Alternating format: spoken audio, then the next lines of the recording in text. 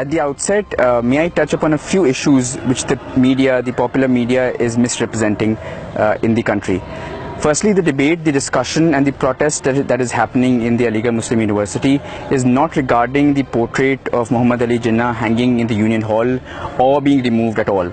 The protest, if you look at the sequence of events, the letter of the Honorable MP from Aligarh was written 2 days before the protests started. It is only on the 2nd of May when Hamid Ansari Saab, was the former Vice President of India, was in the campus of the Aligarh Muslim University, that at around 11 o'clock a number of these goons from certain political outfits, of social outfits as they might call them, tried to infiltrate into the AMU campus. They were caught by the university guards. They were given over to the police officers, who then released them. Subsequently, 2 or 3 hours later, they again, escorted by the police this time, tried to reach the Bab Sayyid, which is the main university gate. They were sloganeering about AMU, suggesting that we are anti-national and so on and so forth.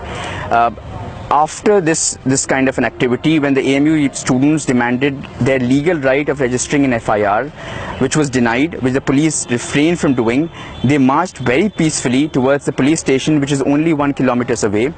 Very peacefully, when they were marching, the RAF, the entire police machinery, attacked them, brutally lathi charged them. It is a common perception of law that when you lathi charge, it is for prevention.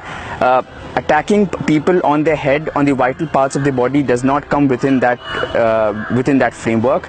A number of students, more than 13 AMU students, were attacked, and their right to lodge an FIR was prevented. Not only prevented then, but prevented subsequently thereafter. For 2 days, no FIR was registered, and that is the state of the events at the moment. The attempt by the state machinery, by the police, by these extra-constitutional fringe elements, is to make this entire debate of the portrait the central idea, this focus of this debate.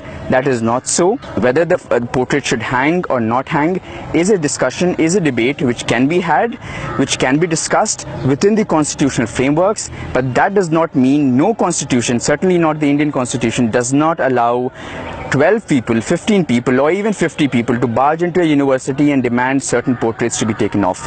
This argument is a very slippery slope, for the Indian nation. There have been suggestions that this university is the breeding ground of terrorism, that this is mini Pakistan, but may I remind you that it is this university which was considered by the makers of the constitution at entry 63 of list 1 of schedule 7 of the Constitution of India as an institute of national importance. This was the constitutional frame of constitutional makers.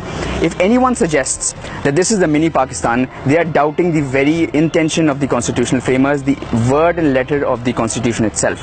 Not only that, the President of India is the visitor of this institution. He was here less than 2 months ago, and he proudly proclaimed that he is the visitor. He will come here when he wants to. We most certainly welcome him, but he himself praised a number of alumni of this institution, the current students of this institution, and he handed degrees, medals to girls, to boys who graduated from this university. If he so found this to be mini Pakistan or the hub of terrorists, how is it that he was allowed by his security officers to come to this university? Therefore, these kind of remarks are nothing but to divert attention from the issues that really matter, and I urge the media to concentrate on what really is the center of the protest. That is the brutal lathi charge on students of a university, full stop.